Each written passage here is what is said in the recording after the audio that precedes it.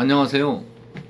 작년에 용바우 세무사로 유튜버 활동했던 김용철 세무사입니다.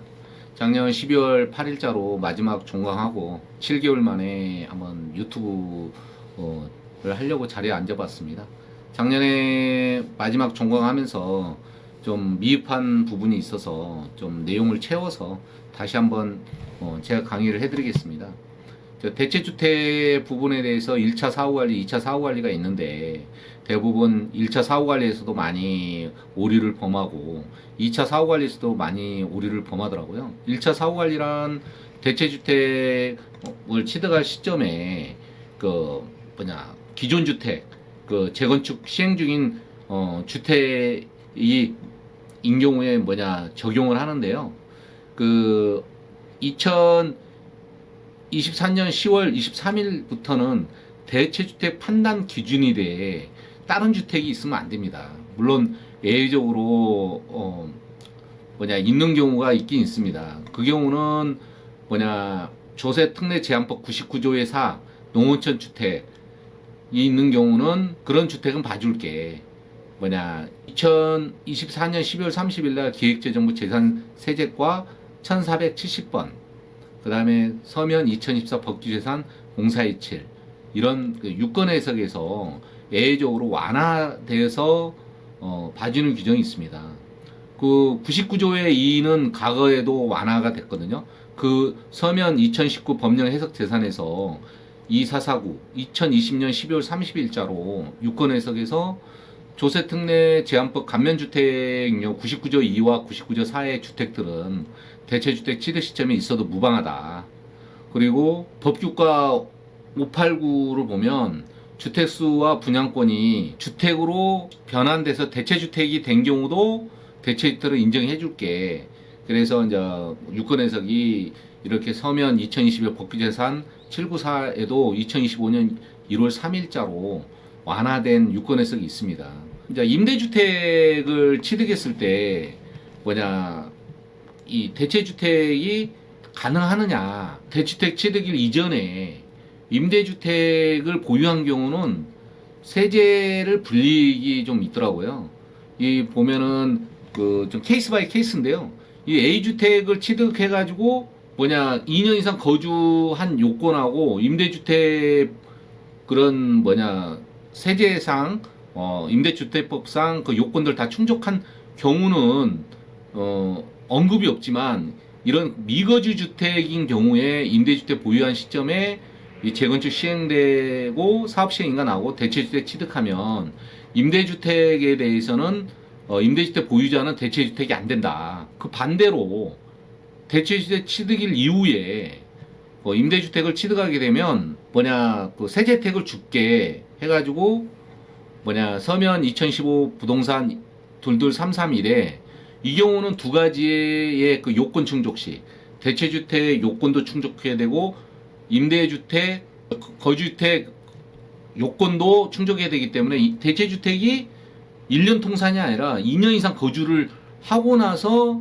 양도하게 되면 대체주택 비과세를 해준다는 겁니다. 그리고 대체주택 비과세를 이게 어려운 게 뭐냐, 대체주택이 또 입주권으로 전환되면은 대체주택이 안 되는 부분이 있거든요. 그건 추후에 설명해 드리겠습니다. 유권에서 제가 하나, 둘, 셋, 넷, 다섯, 여섯, 일곱, 8개를 해놨는데요.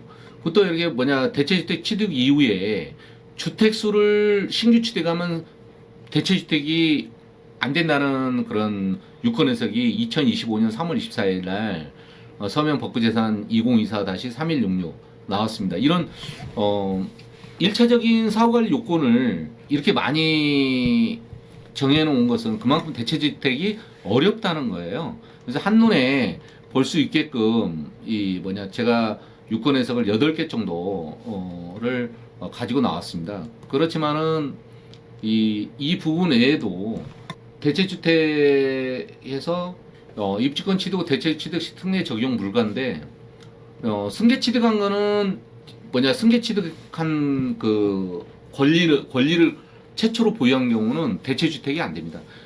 그리고 설령 대체주택 요건이 맞더라도 이 준공일 전에 대체주택 통상 1년 거주가 만료돼야 돼요.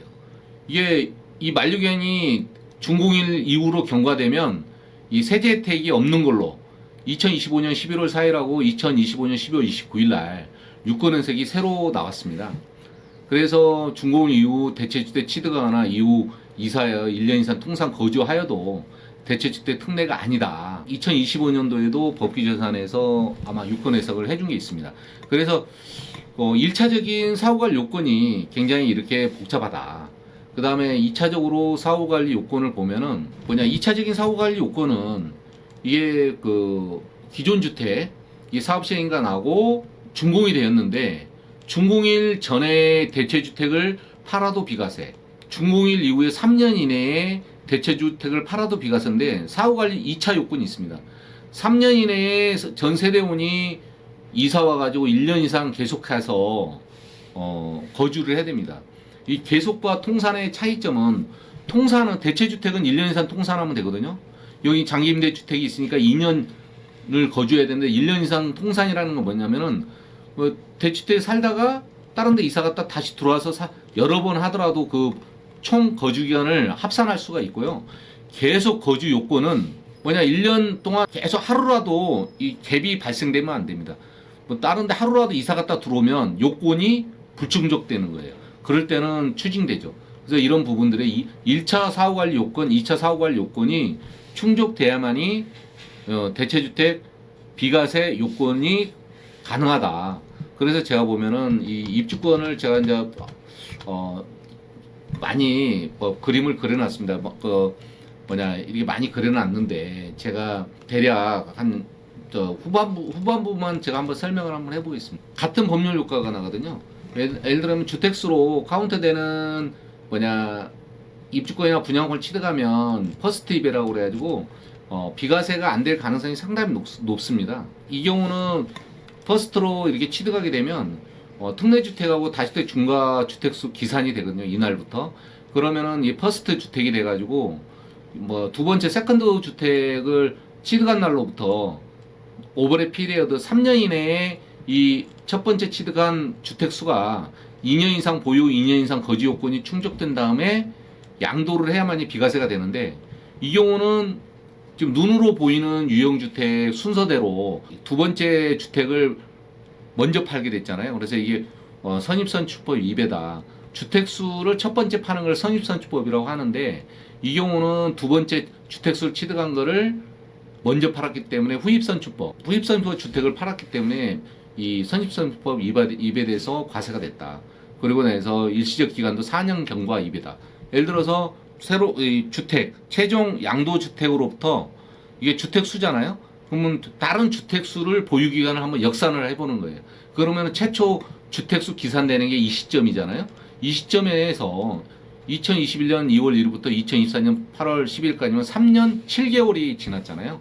그래서 이렇게 일시적 2주택 보유 기간 주택 숫자 보유 기간이 3년이 경과되기 때문에 과세된다. 그래서 여기는 여러 가지를 위반을 했습니다. 선입선출법 위반, 일시적 경과 위반, 선입선출법 퍼스트 위반 해서 한 3가지 정도 비과세 일을 위배해서 과세가 된다. 그래서 이런 게 한눈에 보면은 이건 한 5초 이내에 비과세가 안 된다는 걸 금방 알 수가 있죠. 여기 보면은 26 보면은 1대 1주택과 1조합원 입주가 보여다 조합원 입주가 양도시 주택 양도시 이거는 8번. 이 경우는 장기 입주권과 장기주택 보유 중 입주권 양도시 비과세가 되느냐 안 됩니다. 한마디로 보면은 이 거주주택이 관리처분돼서 조합원 입주권이 변환이 되면 세제 혜택을 한 번 주겠다고 그랬는데 또 권리 변환되는 세제 혜택을 또 줄 수도 없습니다. 그래서 입주권은 비과세 규정이 89조 1항 4호 가호 남목 규정에만 딱 2가지만 열거되어 있습니다. 거기는 장기임대주택이라는 결합되는 규정이 없기 때문에 이거는 과세입니다. 아까 처음에 말씀했듯이 99조 2가 제외가 됐었는데 과거엔 제외됐었는데 지금은 포함으로 바뀌었습니다. 유권 해석을 굉장히 완화해서 해줬기 때문에 전에는 미포함됐었는데 포함돼서 이 경우는 장기임대주택 취득분에 대해서는 미포함이 많습니다. 미포함이 많고 영 플렉시블하다. 그러니까 될 수도 있고 안 될 수도 있고 이건 굉장히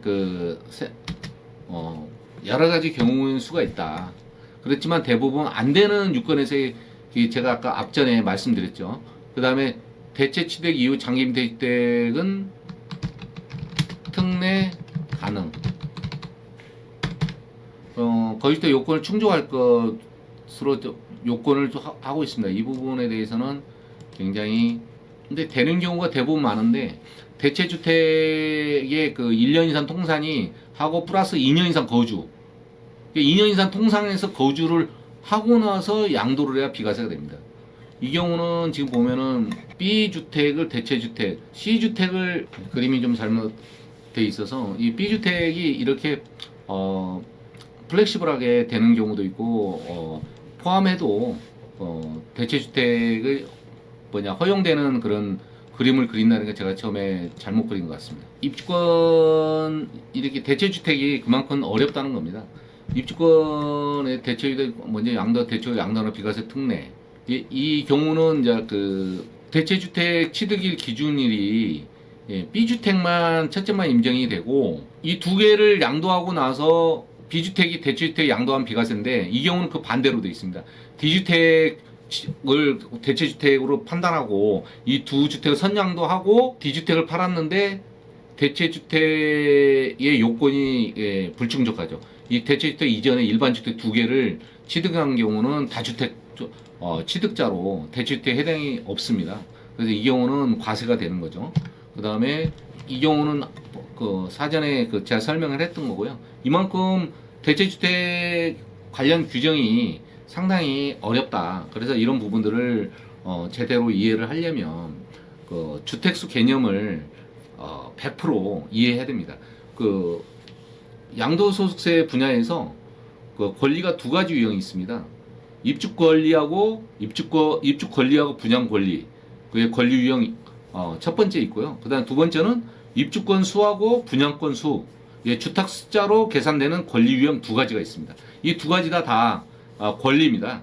그 최초로 권리를 취득하게 되면 승계 권리라고 하죠. 그 승계 권리를 취득한 경우에는 여러 가지 세제 혜택이 주어지는 경우 있고 안 주어질 수도 있고 그 승계 권리를 취득하게 되면 그 세율 적용할 때 유형주택 보유기간하고 권리기간이 합산이 안 되고 각각 별도 기간 계산에서 세율 적용하고 1세대 1주택의 그 154조 1항 그 요건 충족을 검토 시작할 때는 주택이 준공일 날 그냥 사용 검사 필증이나 그 사용 승인일에 그때부터 그 일일 기산이 됩니다.